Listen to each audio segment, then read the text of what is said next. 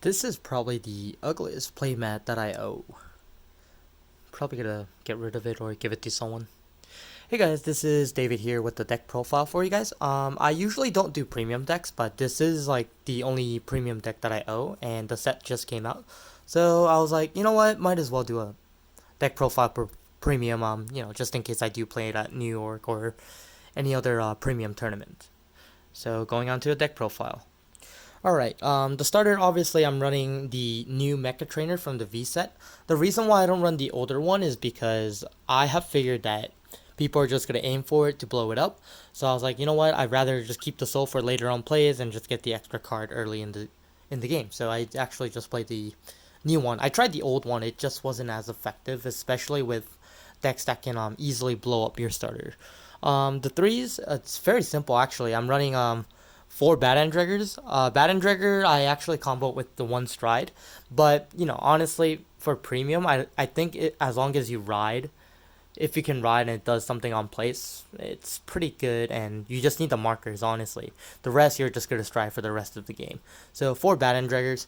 I am running four Jelly Beans. For obvious reasons, the main point of this premium deck is to go into Hellard 8, which you need the Jelly Beans to search out the heals.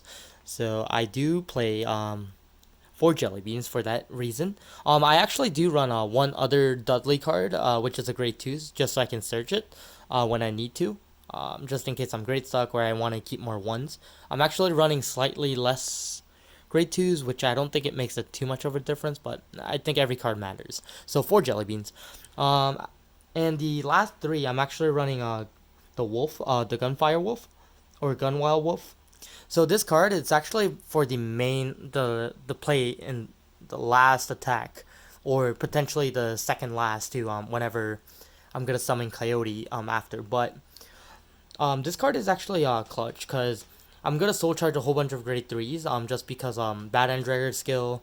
Also, I'm probably gonna start using Jelly Beans as fodder for power back. So I feel like that running the Coyote can be somewhat effective. I'm pretty sure that, like I said, as long as it has a force marker, I'm okay, and it actually did. I was trying out Juggernaut Maximum, which wasn't a bad choice, but at the same time, it didn't really have that much value at the end game. So I think that the Wolf was probably better if you're trying to kill the opponent on your Hellard 8 turn, because you actually don't want them to survive once you're there. Alright, the grade 2 lineup is also very simple. I am running 4 of the Power Back. Power Back is an amazing card, once again, just saying. One, it replenishes soul, which technically you don't really need, but it's still better because it calls out more cards. So I think that the Power Back is really effective. So 4 Power Backs.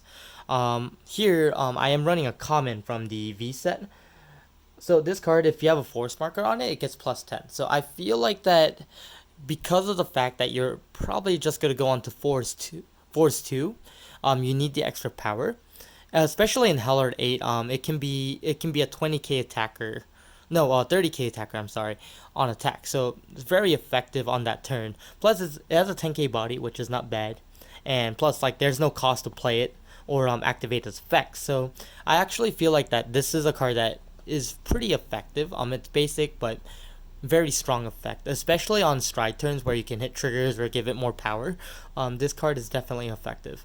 I'm running one Dudley Mason, just in case I want to keep other cards in my hand, or potentially I'm probably gonna switch it out for another Coyote. But the Dudley Mason hasn't been hurting me or anything at this point. But sometimes, like, there's a point where you only have the the grade 3 Jelly Beans in your hand and you need a grade 2 just so you're not grade stuck. So I think that's probably why you still run the one Dudley Mason.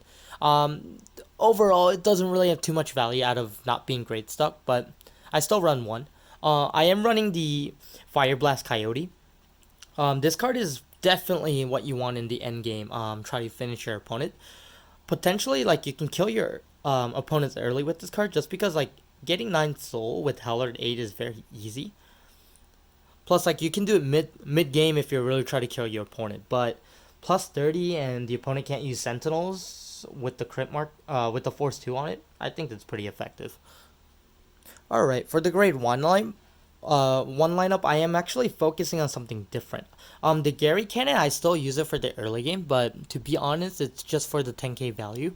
I can run other grade ones. I'm probably gonna potentially swap out one of them for another stride enabler, but the Gary Cannons, I feel like little more less valuable in premium, just because like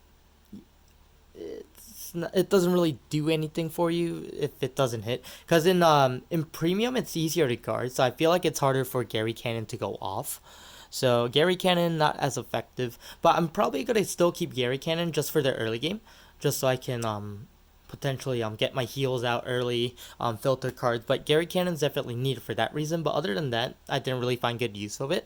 I'd rather try to max out my stride enablers if possible, is what I've been realizing. But the 2 stride enablers been pretty good, just because that you have jelly beans and all the cards in your hand that you can stride for.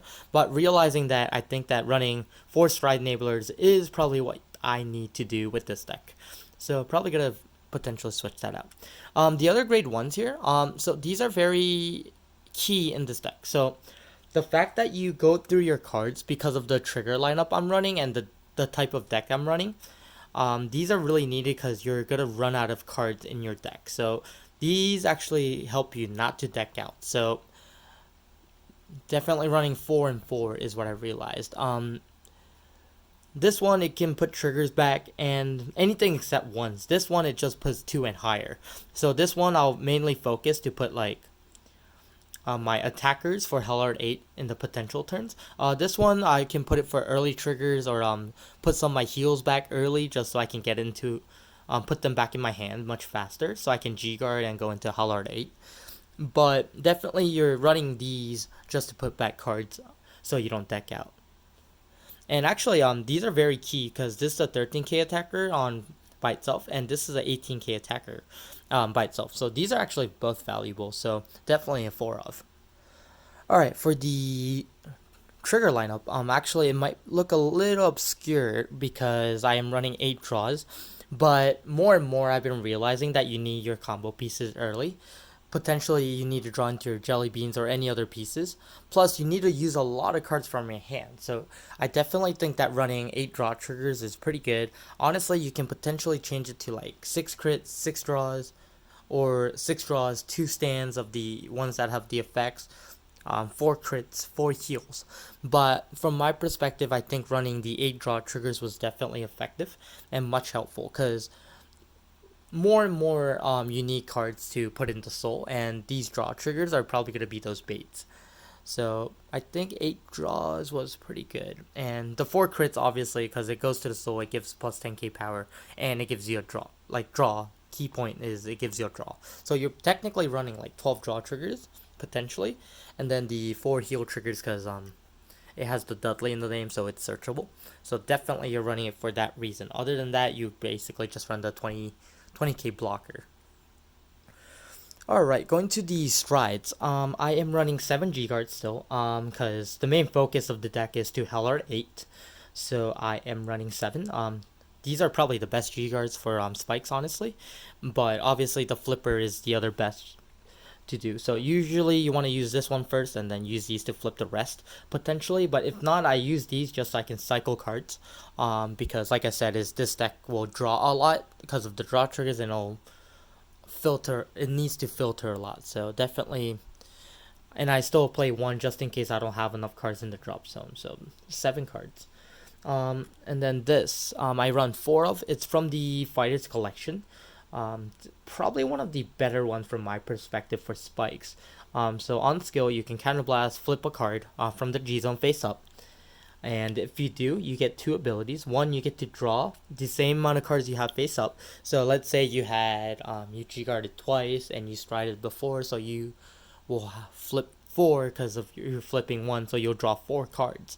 If you had 7 with the flip, just because you were barely there to Hellard 8 but you couldn't, you can still draw 7 cards. 7 cards is not bad. So that's kind of the example of that. And then secondary ability, you can Soul Blast, and for every Soul Blast you can give a unit plus 10. So I think that's really good for a deck that you just Soul Charge continuously. And that's another reason why you actually need the Soul, is to use that effect early. Just just in case you can't go into Hellard 8. That's probably the best stride that you can ride into. And then a potential really good first ride is the Divine Hand Good End Trigger. Good End Trigger's effect, Counterblast, you can put a card from the hand to the soul. Another reason why you need to run a lot of draws. After battle, if you have a heart with bad end in the name, after you pay the cost, you can put this back face up, and then search your deck for a grade 3, 2 grade 3s. You can play one, and you can actually ride one. So it gives you another 3. It gives you another force early in the game. So next turn you can potentially just ride and have 3 force 2 markers out on the board. And obviously this card is good for that early game. Obviously the best ride for GB8 is Hellard 8. Hellard 8's effect, Hellard, it's pretty crazy actually. So when a unit attacks, you can give it +10. And then after the battle, you can put in the soul, put a card from your soul, and then call another unit up. So Hellard 8 is ridiculous, and this is still the main stride for spikes from my perspective. So if you get into Hellard 8, most likely you can win the game. Depending on the deck, but basically when I'm at Hellard 8, I haven't lost. So I think Hellard 8 is definitely one of the better strides better stride up to date for GB8, which why the whole deck is focused on it. I am running 2 of the Agris. I kind of run it just as a backup stride, but to be honest, I have never got into it as soon as I got the Fighters Collection one. Potentially the space for here, it can be the Zeroth Dragons, is what I'm thinking, to be honest, but definitely I have to look into that a little bit more. I have to get the cards, and I just thought it was cheaper to run these for now. I still run the Heat Elemental. A lot of people try to not give me any damage, so I don't have any Counterblast. So I kind of use that as a backup, just so I have one flip face up, so I can just go G-Guard, G-Guard, G-Guard, and go into Hellard without any damage. So is what I'm hoping for. So I do still run the Heat Elemental. But yeah, that's pretty much it for the deck profile. Oh my god, I have forgotten how much you have to explain in premium. So definitely comment, like, and subscribe for more videos. I am probably going to do a little less with premium because I don't really do premium anymore. But this is the one deck I kept, and I decided to do it regardless of, me not trying to do premium. But hopefully I can post a match with this at least once. But usually premium games are really long, and I and prefer not to play premium most likely. But yeah, I'll definitely give it a try. But yeah, comment for anything else, and that's pretty much it. Thanks for watching.